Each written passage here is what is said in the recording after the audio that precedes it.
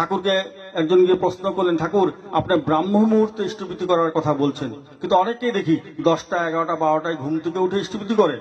কেউ কেউ এমনও আছে চায়ের কাপ সম্মুখে এনে ধরলে তখন সে ইষ্টভৃতি করে। এইভাবে কি ইষ্টভৃতি করা ঠিক? তো সেখানে যারা উপস্থিত ঠাকুর সবাইকে জিজ্ঞাসা করলেন, সবাই এক কথাই বলো, না ঠাকুর এইভাবে ইষ্টভৃতি করা ঠিক না, ইষ্টভৃতি তো ভোরবেলাই করতে হয়। কিন্তু কারোর কথাতেই ঠাকুর খুশি হলেন না। শ্রী বরদা এসে প্রণাম করে বসতে শ্রী বরদাকে ঠাকুর জিজ্ঞাসা করলেন যে সবাই এরকম বলছে, এইভাবে কি ইষ্টভৃতি করা ঠিক? শ্রী বরদা শুনে বললেন, আগে আমার মনে হয় না করার চেয়ে ভালো। কি বললেন? আমার মনে হয় না করার চেয়ে ভালো। এত নেগেটিভের মধ্যেও তিনি কিন্তু সেই পজিটিভ কথাটাই বললেন। অনেকে তো করে না, সে তো 12টাই হোক করছে, এই করতে করতে করতে করতে হয়তো একটা দিন ঠাকুর যেমন চাইছেন সেইভাবে করবে। তাহলে আমরা মানুষের নেগেটিভটা দেখতে যাব কেন? দ্বিতীয় কথাটা হচ্ছে যে এই যে বললাম সহকর্মীর কোনো আচরণ যদি আমার অপছন্দ হয়, তাকে আমি ডেকে নিয়ে আড়ালে বলতে পারি। পূজবার দাদার জীবনের একটি ঘটনা, তিনি যখন কলেজে পড়াশোনা করতেন, কলকাতা বদ্রীদাস টেম্পলে তিনি থাকতেন। তো একদিন দুপুরবেলা খেতে বসছেন, এক প্রবীণ ব্যক্তি তিনি খাচ্ছেন, তার খাওয়ার সামনে দিয়ে জুতো পরে হাঁটছেন। একজনের দেখে খুব খারাপ লাগলো। সে তখন সেই ব্যক্তিকে গিয়ে বললেন, ঠাকুরের নাতি বসে ওখানে খাচ্ছেন, তার সামনে আপনি জুতো পরে এইভাবে আসা যাওয়া করলেন? সেই ব্যক্তি খুব অদ্ভুত ভাবে বললেন, ঠাকুর ছাড়া আমি কাউকে চিনি না, ঠাকুরের নাতি টাতি চিনি না। যে বাড়িতে দাঁড়িয়ে কথাটা বললেন সেটা কিন্তু ঠাকুরেরই বাড়ি। পরম পূজ্য দাদা যদি চাইতেন সেই সময় তাকে ঘাট ধাক্কা দিয়ে বের করে দিতে পারতেন। দাদা কিন্তু একটা কথাও বললেন না। কিন্তু 6 মাস পর দেখা গেল দাদা বিছানায় শুয়ে শুয়ে বই পড়ছেন, এবং যে ব্যক্তি বলেছিল ঠাকুর ছাড়া আমি কাউকে চিনি না, দেখা গেল সেই ব্যক্তি পরম পূজ্য দাদার পা টিপে দিচ্ছে। তাহলে 6 মাসের মধ্যে দাদা তার সাথে এমন কি আচরণ করলেন যে সেই ব্যক্তির এতটা পরিবর্তন সম্ভব হলো? তাহলে সেই ব্যক্তির যদি পরিবর্তন সম্ভব হয়, তাহলে আমাদের সবারই পরিবর্তন সম্ভব। শুধু দরকার তার প্রতি একটু ভালোবাসা।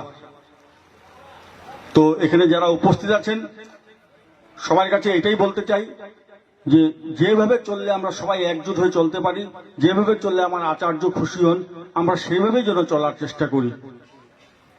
আর যেটা আমি আগেও বলছিলাম যে কি চাইতে হয় আমাদের জানা নেই। পরম পূজ্যপাদ দাদা একদিন গল্প করতে করতে আমাকে বললেন, জানিস ঠাকুরের এত দয়া আমার উপর, আমার যখন যা প্রয়োজন হয় ঠাকুর ঠিক ব্যবস্থা করে দেন। এই বলেই তখন রাত প্রায় 9:30, হঠাৎ সঞ্জীব মন্ডল তাকে বললেন, সঞ্জীব আমার একটা টেবিল ফ্যান দরকার। তো সঞ্জীবদা বললো, আগে এখন তো পাবো না, সকালে বাজার খুললে নিয়ে আসবো। বাস এইটুকুই কথা। সকালবেলা দাদা নাটমণ্ডপে বসে আছেন। ডিমাপুরের আমাদের কর্মী ছিলেন বীরেন বিশ্বাস দা। হঠাৎ দাদা আমাকে বলছেন, ওটা বীরেন নাকি রে? তো আমিও দেখে বললাম, আগে বীরেন দা, মানে উনি আসছেন। তো কাছে আসতে দাদা হাঁক পেয়ে জিজ্ঞাসা, কি রে বীরেন নাকি? বলে আগে।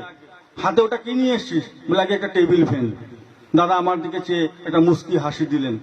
এই যে তিনি কি বললেন, আমার যা প্রয়োজন পরমপিতা সেটাই যোগান দেন।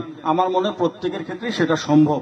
যাই হোক, আপনারা সবাই চেষ্টা করবেন যে যারা যারা এই প্যান্ডামিক সিচুয়েশনে ইষ্টভৃতি বা ঠাকুর থেকে দূরে চলে গেছেন, আমরা চেষ্টা করব সবাই যাতে ঠাকুরের পথে এগিয়ে আসে, এবং আমরা যাতে দেওঘর গিয়ে আচার্যদেবকে বলতে পারি, আগে আপনি যে আশীর্বাদ করেছিলেন আমরা সেটা পরিপূর্ণ করেছি। শেষ একটা কথা বলছি, অনেকের এত ধারণা আছে যে আমি তো দীক্ষা নিয়েছি, ঠাকুর ধরে ভালোই আছি, এত ঝামেলার মধ্যে যাব কেন? গুয়াহাটিতে গেলে দেখবেন সেখানে কামাখ্যা মন্দির আছে, সেখানে একটা সময় পাঠা বলি হয়, 1000-2000 পাঠা লাইন দিয়ে থাকে, আর পাঠাগুলোকে পাতা খাওয়ায়। শেষের দিকে যে পাঠা থাকে, ছাগলগুলো পাতা খাওয়ায়, তারা মনের আনন্দে পাতা খায়। অথচ সেই ছাগল জানে না বলির লাইনটা কিন্তু সেখানে গিয়ে শেষ হবে। তাই আমরা যদি ভাবি আমি ঠাকুরের দীক্ষা নিয়ে তো ভালোই আছি, এত দরকারটা কি, তাহলে ওই যে শেষের লাইনের পাঠার যা অবস্থা হয় আমাদের কিন্তু তাই হবে।